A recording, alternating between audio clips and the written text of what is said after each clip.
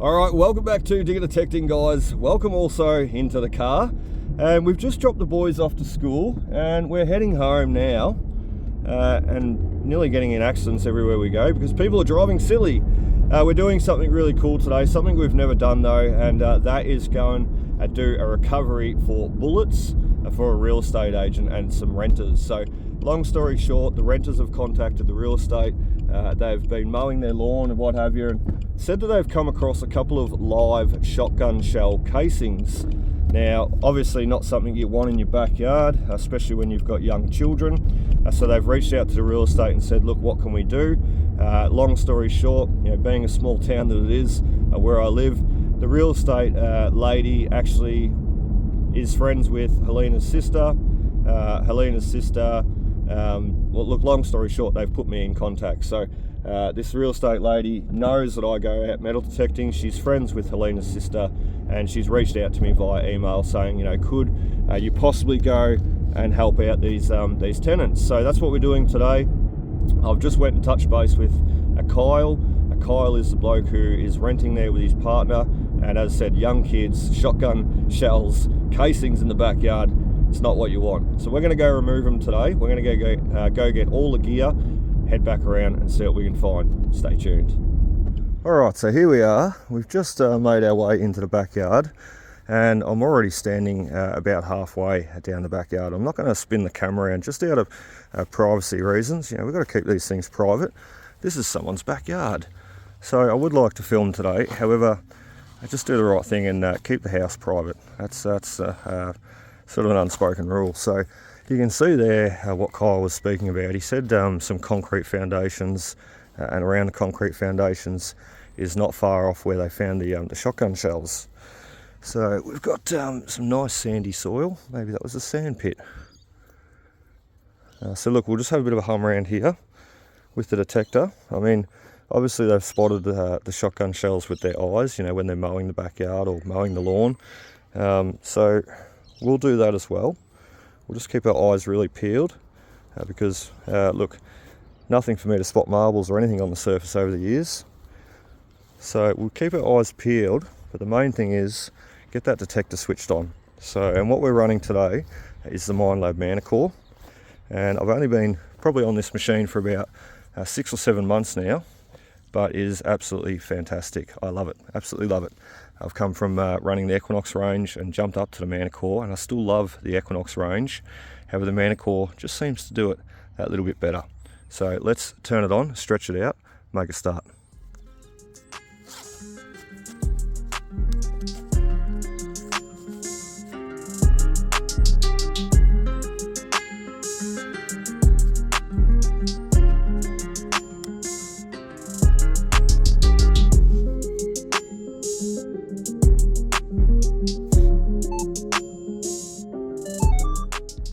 So we got the Manticore all stretched out as you see and turned on. It looks fantastic. I just love this machine. What we're going to do here just quickly is give you a run through the settings and show you what I'm going to be adjusting, because straight away, as if Kyle said that the shotgun shells, the casings, were found just on the surface, and we're looking for things only just under the surface, we don't want to be running a sensitivity too high. We don't want to be punching a hole 10 inches deep, do we? Because I dare say the shotgun shells are not going to be that deep, and not to mention a built up area, backyards everywhere. We really don't need to be running that sensitivity all that high. So look, we'll start off at 15, and we are also going to be running that all iron bias metal mode in, so we can hear everything. So let's make a start. Let's see how we go. 15 sensitivity, as I said, only picking up stuff on the surface or just below. So let's see if we can find any. Oh, we just dug one little target there. He was ringing in around the 20 range. Very low signal, very low target. And I can't remember exactly what the shotgun shells ring up at. But as you can see, we've got about a 60 here. I'll give you one more look. He's only a surface target. About a 60 on the Manticore. So to me, that would say brass, copper, something like that. Brass or copper target. And I dare say maybe a coin. So this is probably not what we're after. However, we need to ID and distinguish basically what these numbers are going to ring up at. So I don't really know, I can't really remember what the shotgun shells come in at. So let's just dig a few targets and hope for the best. And we never know what we're really going to find here. We could just find something really cool like a cow tag, or I said that to Kyle, if anything cool pops out, mate, you're most welcome to keep it. It's your backyard. This is not something cool though, and it's not a shotgun shell. So bottle top for that first one.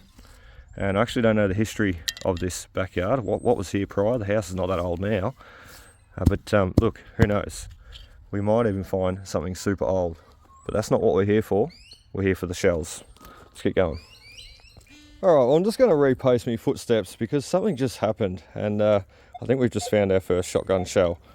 The story is true. So we've just come along here. We've got a target there, got a target there, just all rubbish, chopped up Coke can, little bolts, got a target there, got a target there. A lot of it we've just been throwing back in the stack there, in that little pile of rubbish. And in actual fact, look at that. There we go. I didn't even see those a second ago. So there we go, we've actually got shotgun shells on the pile of scrap. That would have helped, because what I was about to show you was the shotgun shell that I just found. And the sound that it rings up at. So we just come along here, humming along here, and can you see what I can see in the ground there? Now, it's certainly not loaded. It's certainly not live. He's been chopped, but there is one. That is a shotgun shell. That's what we're after. Just like what we just seen on the pile there. As I said, I did not even see them before. So interesting, the firing pin's actually been knocked out of it. Let's have a look at this one. Firing pin's in that one, and it's been fired. So I don't know what he's been doing. Someone's been chopping them up though, obviously, quite obviously. So quite interesting. So there's our first one.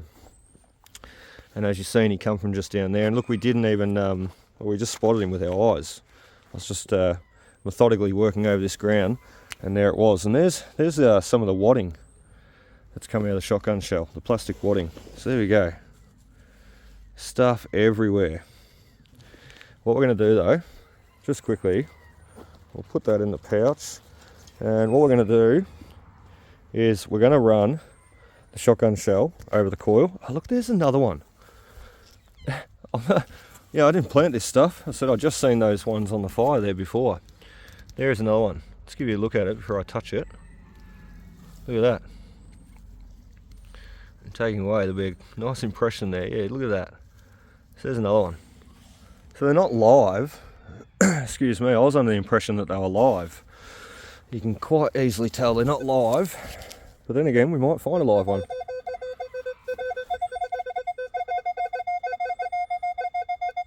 Okay, so they're sitting up in the 60 range. Oh, maybe not so when you turn around like that. Let's do it this way. I knew it was going to be an interesting day. Oh, this one's had the firing pin knocked out of the centre as well. Why has he been doing this? Winchester Expert. 12 gauge. Australia. Someone's been mucking around with bullets. There's about 120 little lead pellets that goes inside these. So every time a shotgun shell goes off in the bush when I'm detecting for gold, I think, oh, there goes 120 more bits of lead I've got to pick up one day. And then another one goes off, and then I double it. What do we got? 50. We really need to shorten the shaft. Let's do that. Let's have a look. So this is going to give us a really good understanding of the numbers that we're chasing. So we'll put him on his side, simulate a few different ways. So around the 50, 60 range that I'm seeing, and what I'm also seeing is along the 2D mapping there, being brass, he's falling right on that conductivity line. Non-ferrous item. So look, 50 all the way up to 60 and even 70 we need to be concentrating on today to pick up these shotgun shells. See if we can find some more. First, let's extend that detector again. Oh, I think we've got another one, and I can really see why they want them removed too. I've got young kids, and and so do they. So you see the trampoline in front of me. This is definitely not something you want in the backyard with your kids, is it? Whether they're live or not. You don't want your kids running up to the back door and saying, "Hey mum, hey dad, check out what I found. A shotgun shell in the backyard near the trampoline or near my toy set." Not ideal. And we're also picking up all these galvanised nails when we see them, if we see them, and if we find them. Because I think that's important they get picked up as well, because, well, that's a risk as well, going through a kid's foot. And I said I'm a parent, 2 young kids, it's the last thing you want. Trip down to casualty, down to emergency. Things like that too, you know, it's got to come out of the ground. The human imprint that we have here, look, it's just incredible. The rubbish that is in the ground, and I don't have to tell, detectorists watching that, though we all know. That's one of the biggest things I had to come to terms with when I first started detecting. It's just this human footprint that we've had in such a short time. You know, there's so much stuff in the ground, so much stuff. I don't know what this one is. Right on the back fence line too. And the best thing about putting your sensitivity down, you can work up along fence lines like this, you know, the metal corrugated iron, you can work up along it. So keep that sensitivity down. We're really only here to pick up surface targets today, and I tell you what, you'd be surprised at the depth that you still get with your machine running at 15. It is incredible. Oh, look at that, we've got the old brass hose fitting. Let's get the pinpointer back into the pouch. Having a fight with it. So we've got part of the old brass hose nozzle. I did say to Kyle today too, everything that's found, mate, I'll just put it in a container. Like, we're not here hunting for coins, you know, so don't expect them to come out. Then again, we're detecting the same numbers as coin numbers, aren't we? Pennies, silvers, florins, shillings. So we could find something cool. But I just said to Kyle, I'll just keep everything in a container for you. And you can have a look at it at the end of the day. So let's keep working this strip. We're going to turn back around on ourselves and get back towards the shed where I think most of the shells are going to be found. Well, we're looking for shotgun shells, but we're finding all sorts of stuff. And all sorts of stuff, as I said before, doesn't belong in a backyard, right beside a trampoline. Look at this. 1, 2, 3, 4, I can see. 5, I can feel. 5 more gal nails. They've obviously come straight off the shed here, or you know, something was here, or even that shed there. So 5 more nails out of the ground, and that's just what I got up with the digger there. There's another one. 6, and oh god, there's more. 7, 8, 9, 7, 8, 9. Yeah, there's more. Oh, amazing. All right, let's just get all these hazards out of the backyard. Today's like a hazard removing day, isn't it? Unbelievable. And the pouch is nearly already full. So we best go get a plastic container or do a dump off and get rid of everything that's in there and start again. And we've only been here for, well, probably an hour. Look at that. All right, let's get all these nails out. See how many we get. We're up to 10 so far. Well, that got out of hand pretty quick then, didn't it? However, look at the results. We just got another 22 more nails, galvanised nails, out of this little strip, this little run here. So I just kept going down with the Profine 40 here, and we just kept finding them. But the ground's nice and clear now. Oh. Was clear. I'd say that's just a little hat of one of the gal nails there. Let's drag him out. We'll be able to fill all this hole in properly, of course, too. Make it all neat. There we go. Just a little bit of rubbish. So the hole is all clear though, and there's no more gal nails. So a total of 22 on the digger, as I said, plus the 10 that we had in the pouch. So 32 nails out of this one little strip. Now let's clean it up and move on.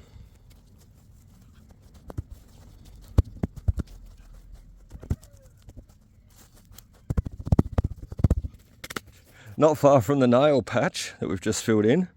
Now we've got gang nails. Oh dear, gang nail plates, and we're literally right beside the trampoline. And we've got another target in there. Gal nail or gang nail plate. Top of a gang nail, top of a gal nail I should say. Oh dear, we've got more. Oh, we've got to get these out because they don't belong here. We're not here for the nails, but then again we kind of are, because if we find them, we'll remove them. Well, this is a bit of a harder one. It's just come across this pipe sticking out of the ground. Now, what do you do about that? Like, it's got to be cut out, obviously. I don't have the tools to cut it out today. It's cemented down. You can see the cement there. So you could probably dig right around it, but then where's it going? What's it doing? I mean, it could shoot off whichever direction it likes and head towards the house or head towards the back fence. I don't even know what it does. It's obviously been broken off, part of the old shed. But what I'm going to do is I'm going to make it very obvious that that's there. And whether Kyle knows about it or not, like he may never have seen it. But the last thing I'd like to happen, once again, removing hazards today, last thing I'd like to see happen is a kid stab their toe or smash their knee into it. So what we're going to do, seeing about getting a pole and sticking through the end of it, something like that, so it sticks up, so it's super obvious, and Kyle can come down with his grinder or sledgehammer or something, and yeah, look at that, that's what we might do, knock it out. So, and we might even, I've got an idea, ta-da! Right, so what I'll do when I catch up with Kyle this afternoon, I'll even take a picture of that right now. And what I'll do is, when I see Kyle, I'll just make him well aware we did find this a post or pole sticking out of the ground, mate. Best off if you chop it out. So just make it super obvious as we go and remove all the hazards. And there's something cool that I'm going to do at the end of this, and I'll explain a little bit later as I go. Well, that was a pretty cool find on the last target we just dug. Just filling that hole in there. But as you can see, we've got something different. It's not a hazard. It's actually a helper. It's an old builder's ruler, brass one. So we rang up around the 50 range. So I thought he might have been a shotgun shell. I remember we seen the 50, 60, even up to 70 there before, and he had the wooden ends, so brass where he pivoted on the hinge there. Well and truly fixed closed now, but he would have had the wooden ruler heading out each direction, and he would have folded closed in the middle. Really cool old find, the builder's ruler. Every time I find one, I think of my grandfather, because he was a builder. And back in those days, my grandfather's days, there was no school apprenticeships or certificates. You know, it was just get out of school and work, and that's what he did. He left in Form 4 or Form 5. It wasn't grade back then, it was forms. And he went out and became a self-taught builder. And he built so many houses locally around town that I still drive past today. So very cool. Let's see what this next target is. Oh, you are joking. Oh, why did I flick the camera off, man? Kyle is going to love this, and I'm going to pass it straight over to him. You know, man of me word, I said to Kyle, anything that's found, mate, you know, I'm not looking for coins. But we all heard that target, and it rang up nice. And I don't know what it is with me, but that is the second florin that I've found in about 3 days, by accident too. I'm not meaning to do it. It's cool though. So we're going to give this one to Kyle and his partner and his kids. And I'm trying to crack the dirt off there. It won't come off. You can definitely tell that wasn't staged. Nothing's ever staged, but you know, like anybody doubting that I just found that coin, how I found it, well, there it goes. Just cracked the dirt off. So really cool. Oh, it's very crusty. 52 flozzer. There we go, Kyle. Awesome, mate. You just got yourself a florin. And you don't even know it yet. They're so beautiful. And once again, as I said, that was dug by complete mistake. You can see the coin impression. Oh, there's part of it right there. No, he's been sitting there for a long time, 50 odd years no doubt. And now he's come out of the ground, as said, for Kyle and his kids and partner to enjoy. All right, well, 2 steps forward, and that is what we're after. We're back on the bullet shell casings. This one's not live once again. He's had the firing pin knocked straight out of the center, and he's been chopped at the back, just like that first red one that we found. So, as I said, don't know what the guy's been doing. A previous tenant maybe. Look, he's been mucking around with bullets. So let's continue on. It seems like this is a little hot spot where we found where we're going to find them, because we found the first one and then the second one are just over the back there. So we're going to really concentrate our time right here a little bit more, do as much as we can, and I'll try and put this guy off to the side. I just noticed him, little hairy caterpillar. We definitely don't want to stand on him or sit on him. Very cool. Let's put him off to the side and let's keep going. There you go, buddy. Oh, he fell. All right, well, I'm over the other side of the shed now, right at the backyard. Where we were before, where we first found the shotgun shells, was over there, and you got the trampoline and the nail patch, and you know the drill. But look, we've just come over the other side just to make sure our work is thorough, and stumbled across a high signal. Large target, not a shotgun shell. It's round, but there we go. We've got the old Holden hubcap. So that's probably about 1960s, 1970s, I'd put it. I've actually got this exact one. I've got a few of these at home. I've got that exact one at home, hanging on the shed wall. It's in a lot better condition than that. He's sadly been in the ground for a while. Pretty cool though. He's really not trash either. I should, yeah, look, I'll just prop him up there. Hopefully Kyle sees him. He might be able to clean him up a little bit. He's fairly rusted. They're in a enamel front. So once that enamel goes away, well, the rust starts setting in. But yeah, still cool find. I thought I'd show it. Well, you will never guess what we found for our next target. You probably will. We've got another coin. And I'm just holding the camera in my left hand. Oh, let's switch over, because I didn't want to miss that. I just literally seen it coming out of the hole, and I thought, bingo, turn the camera on Luke straight away.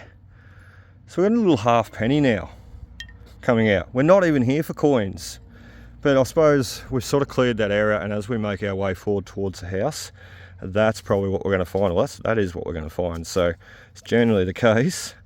What I was going to say before too, so a little 1/2 penny for Kyle as well. I've also done a rubbish dump off, so 1/2 penny and a florin.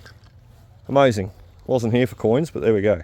What I was going to say before too, just to go with the rubbish, Kyle and his partner have kids, young kids. So look, what we're going to do, we're sort of almost finished that back area there. What we're going to do is we're just going to head up to the clothesline really quickly, double check that there's no shotgun shells or nasty things hiding up around there.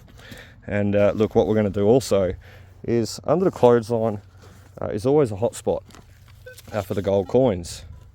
Quite obviously they come out of the clothes after they've been washed.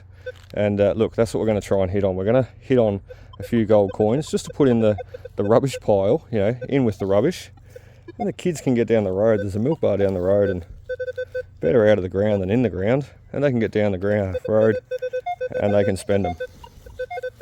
So we're at the top of the backyard now, as you can see. We've even got a lemon tree in front of us. I love lemon trees. And what I'm trying to do now, I think I've confidently done down the backyard there properly enough, you know, looking for the shotgun shells, and we have not found any more. We've got about 4 or 5 in the pouch, and no more coming out for a good while there. So look, we're going to leave that for a little bit, and what we're going to do, geez, he was shallow. What we're going to do is we're just going to hunt a few coins, as I said there before, for the kids. Now what we've got coming out so far is not current spending money. That's a 1-cent coin. So look, unfortunately you can't spend that one. Maybe the shopkeeper will be nice, maybe he'll accept it, give you a lolly. Back in the day it would have bought a few lollies, no doubt, but unfortunately not today. So look, what we're just going to do, as I said though, we're going to start from the top here. We're going to work our way back down, work under the playground equipment. Somewhere out the backyard here, once upon a time would have been a clothesline. I dare say if you follow the path, you'll probably find it, and the path sort of shoots off that way. So clothesline would have been down there somewhere. We're going to try and pick up a few coins from here down to where it used to be. Not a coin on that one, but we got lead, and he's got that nasty fold to him. Look at that, ready to stab someone in the foot, and it's right at the back door. Let's keep going. Alright, we're still picking up the 1 cent coins, and that's okay. And we just got this signal here. It's a really, really high signal. That's yen, I think. Is it? No? Oh, it's Indonesia. That's why it's so high. There's no weight to it. Almost feels like it's plastic. 2003 Bank of Indonesian coin. Let's wave him over the coil. 91. How cool's that? Let's give you a proper look. 2003, I can barely speak. Bank of Indonesia coin. 500. Rupiah. Yeah, 500 rupiah. I don't know because I've never been to India. That's really cool though. Another coin for the kids. They're not going to be able to spend that one either. Not unless the shopkeeper's Indian. Oh, I got a bit carried away on that last dig, and I thought it was just another 2 cent coin. There we go. We got another old pre-decimal coin for Kyle and his family here. It's a rupenny. It's a half rupenny. So we've got a sneaky little Commonwealth before, and now we've got a rupenny, 1949. How awesome. So this house has got a little bit of age, probably 50s thereabouts. And once again, up along the footpath. Coins are falling out, dropping off. Where do they roll? Off into the grass. They get lost, they sink, and that's how they get buried. And then I come along, 70 odd years later, 75 years later, pluck them out for people to keep and enjoy and share. Let's keep going. Oh, we can't seem to get our hands on a modern coin. We can seem to get our hands on plenty of old coins. Funnily enough, the way that one's sitting too. Oh, is there not? I reckon there's a coin spill in here. He's very clean. He's come out super clean. Why is he so clean? Maybe it's just the soil. There we go. Another old penny. So look out. Just amazing. No new coins. Plenty of old coins for Kyle to enjoy. Alright guys, well that nearly wraps us up for us today. It's coming on 1 o'clock. It's coming on lunchtime for me too. Super hungry. I just thought I'd do one more scour up around the playground equipment. I have not moved it out of the way. Kyle did say, if you need to, just push it up out of the way, mate. Look, I haven't done that. I haven't moved it. We are running 23 sensitivity, but I did start off running around this playground equipment with only 15 sensitivity, as not to hit on any bolts or nuts. I mean, that's all plastic. But the metal poles there, try not to hit on them, trying to be as thorough as I can. I mean, this is around the kids' playground equipment. Just coming back here though, just before I knock off and go grab some lunch and go catch up with Kyle and show him what we've done. We've got the screw here. So look, really glad, you know, that's one good reason I like to be thorough in everything I do. You know, in all my videos, some will have seen the star picket videos where we did 198 star pickets snapped off in the ground and located and flagged them all for the farmer. So look, I like to be as thorough as I can, and I don't want any complaints. You know, we had this bloke come in, did a job, and as soon as he left, we found something that we shouldn't have. So if I'm here to do something, I've got to do it properly. So just humming around here, and look, I think, as I said, that pretty much finishes it up. So let's get down the backyard and let's show you both piles of all the rubbish and all the coins coming out today. Alright guys, well that caps off a bit of a interesting morning then, doesn't it? It's just coming on 1 o'clock very soon, so we've been going for about 4 hours there, say, a little bit less I suppose, but I'm itching to go off and grab some lunch, and look, I think this pretty much caps us off for today. So what we've got on the left here is the start of the hunt, and what we've done at the right is up near the house, the secondary hunt. So we did all this in the backyard, right near the sheds and all the rubble and all the rubbish, and then we ventured up and we did a little bit bit just to clear the area and make sure it was done properly. And we did up around the back doorstep and around the playground equipment and the swings and slides for the kids.